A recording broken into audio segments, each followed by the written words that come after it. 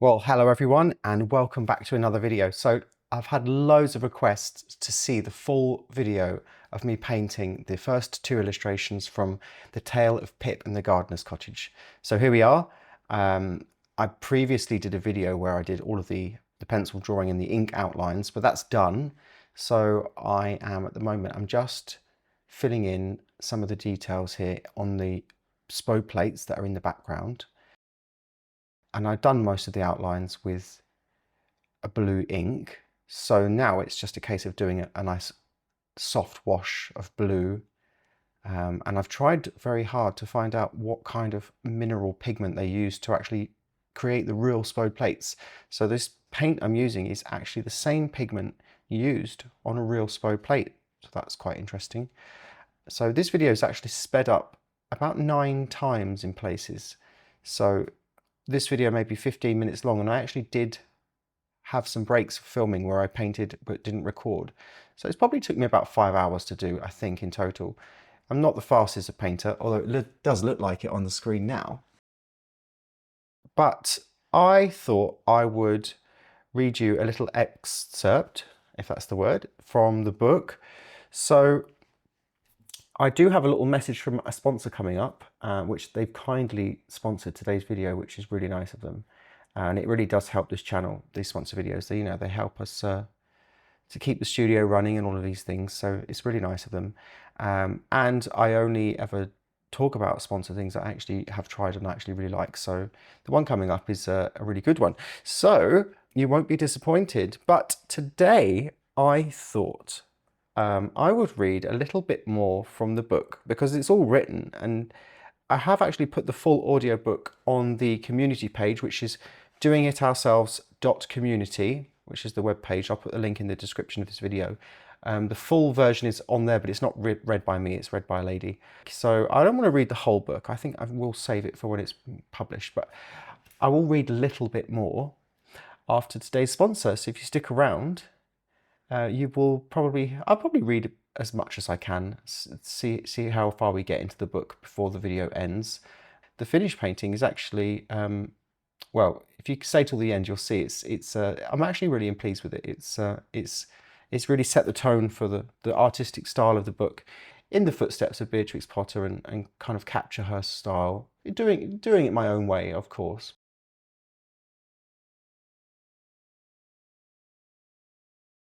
So sometimes I just need to take a break and switch off, and I love learning new things. So I've discovered this online resource called Craftsy, and it's a place where you can discover all things creative and how to do them. So if you want to learn sewing, baking, or even new art techniques, I've just taken an online class with Savannah Tate Cut on how to take an image transfer using graphite powder, and it's something I've wanted to learn for ages, and I can't wait to try it out.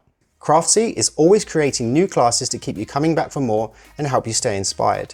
They teach you instructional videos taught by talented and friendly experts. Their professional instructors walk you through each technique with step-by-step demonstrations, providing their expert tips and tricks. You can even connect with fellow makers and DIY lovers to ask questions, share ideas, and stay inspired. Experience the satisfaction and joy of creating something truly one of a kind with your own two hands. As a member, you'll have access to Craftsy's live streaming tutorials where their expert instructors share their tips, answer questions, and engage with the Craftsy community in real time. The first 1,000 people to click the link in the description box of this video and join Craftsy will get a full year of premium membership for only $1.49. That's incredible. And it's only valid for new members. So if you haven't joined Craftsy, click the link in the description and sign up, because for a full year, $1.49 is amazing. And we are back. So I'm just doing a little bit of shading on the teacups now. Let's have a little read of The Tale of Pip and the Gardener's Cottage. So if you're all sitting comfortably, I'll begin. The Tale of Pip and the Gardener's Cottage by Michael Petherick. Once upon a time, deep in the French countryside stood a grand old chateau.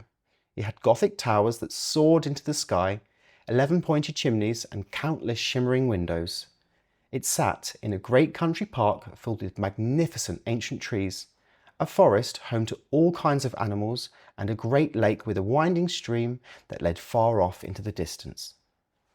As with all the grandest country estates, it had a walled garden, a place where all the fruits, vegetables and flowers were grown for the wealthy family that lived there.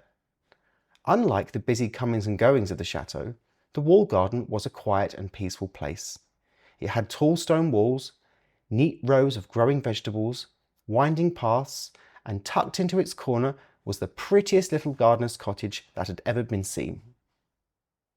The cottage was home to Peter the gardener. It was a stout little house of stone with a roof of slate tiles and a green front door. It had 3 sash windows that looked over a flower garden. Beyond that lay fruit trees of all varieties. To its left was a long leaning greenhouse of steel and glass, and to its right a row of small stables where noisy ponies stamped their feet in the straw. The inside of the cottage was very comfortable. There were oak-panelled walls, a wing-backed armchair made of worn leather, blue and white china, and a great coal-fired Arga cooker that stayed warm all through the night. Peter the gardener was not the only person who lived there, for behind the wainscoting, in a little purple velvet box, was a very neat nest filled with shredded tissue and scraps of old silk. In that nest lived a mouse named Pip. Pip was a mouse of a very certain sort. He had not been born in the French countryside. Indeed, he had arrived quite by accident from a faraway city called Norwich, having travelled a very long way inside the wooden heart of a pipe organ. But that's a story for another day. He found the French language quite confusing, but he found the gardener's kitchen very much to his liking. Pip was a mouse of tidy habits and small treasures. His most prized possession was a solid gold thimble. He had found it, lost under a kitchen cupboard. It was engraved with tiny leaves and felt very heavy and important in his paws. Normally humans use such things for sewing, but to Pip it was a chalice. Pip did not know to whom it had belonged, but he took great pride in it.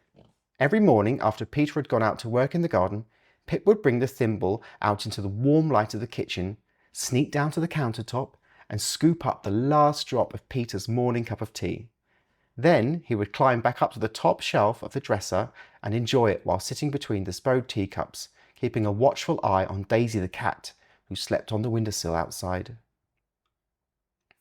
One bright morning, Pip was awoken from his deep sleep by a great commotion.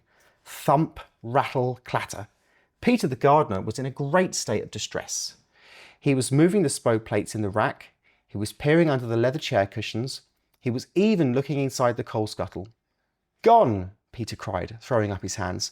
"The key to the greenhouse is gone, and the sun's coming up." Pip froze. He grabbed his thimble and clutched it to his chest. Through a knot in the panelling, he watched Peter stomp out of the front door, leaving it slightly ajar. Pip looked down at the kitchen counter where the teacup normally sat. Today there was none. No steam rose from the kettle, and the kitchen felt strangely cold. He realised then that if the key stayed lost, Peter would stay in a fret, and if Peter was in a fret, there would be no morning tea. With a determined twitch of his whiskers, Pip scrambled down from the dresser, the gold thimble tucked under his arm. He began to hunt. He scurried over the square terracotta tiles, peering under the heavy legs of the kitchen table. He climbed up into the wing-back chair to dig beneath the leather cushions, and he even poked his nose into the dusty darkness of the coal scuttle. But there was no glint of a brass key to be found. Just as he was about to give up, he heard a soft, gentle sigh from the corner of the kitchen. There in the corner, next to the warm cast-iron radiator, in a cosy wicker basket lined with a thick ivory sheepskin, sat Titi. She was an old chihuahua of a grand but very gentle sort. She had one ear that stood up perfectly straight like a black velvet leaf, and another that flopped down in the most endearing way. As Pip approached, Titi tilted her head to one side, the way she always did when she was curious, and she gave him a slow, happy smile. Her voice was soft and as nice and warm as a kind old lady's. "It is no use looking under the chairs, little Pip," Titi said softly. "I watched the key fly away. It was a very short flight, but a very decisive one." Pip crept across the square terracotta tiles. His tiny paws were completely silent on the warm clay. He stopped at the edge of the sheepskin. "You saw it, Titi?" Peter is in such a fret that he has forgotten to put the kettle on. I shall have no tea at this rate. Titi gave a small, wise nod. Her lopsided ear twitched. Peter was dusting the dresser with much too much energy last night. The key did not like being tickled by the feather duster. It leaped from its brass hook, performed a somersault over the rug, and vanished right through the crack under the front door. If you want your tea, you must find that key. Pip, you shall have to look outside. Pip looked at the gold thimble in his paws. He looked at Titi, who was smiling at him from her woolly bed, and then at the sliver of light beckoning under the front door. Can you not help me look for it? Asked Pip. Letting out a yawn, Titi said softly, I'm a very lazy dog and rarely venture outside. You shall have to go alone. Pip gave a nod. With that, he scurried across the kitchen, up the wall, across the shelf, past the spode, and through the hole in the oak panelling. He placed the thimble deep within his nest of shredded silk and paper, tucked safely beneath the fragment of a French postage stamp. It was a magnificent thing, but the garden was no place for it. Only then, when it was safe, did he turn back to the light of the open door. Pip crept across the threshold. To a human, the front step was just a slab of stone. To Pip, it was a vast grey plateau. He stayed close to the wall, his tiny paws clutching the pink brick. Beneath the stone step, in a cool, damp hollow, sat an old toad. He usually came out at night to catch the moths and mosquitoes, attracted by the crack of light under the kitchen door. But during the day, he stayed hidden away in the dark. The toad was so still and so lumpy that he looked like a rock that had grown a pair of very wise, unblinking eyes. You are a long way from your dresser, little traveller, the toad croaked. His voice sounded like pebbles rattling in a tin. Peter has lost his key, Pip explained, his voice sounding very small in the morning air. Titi says it flew under the door. If I don't help him find it, I won't get my morning tea, and the young plants in the greenhouse will surely wilt. The toad's throat swelled as he let out a heavy, gravelly sigh. If it is the brass key you seek, little traveller, you need not look in the grass. It arrived here late last night while I was busy catching a rather juicy moth right on this very step.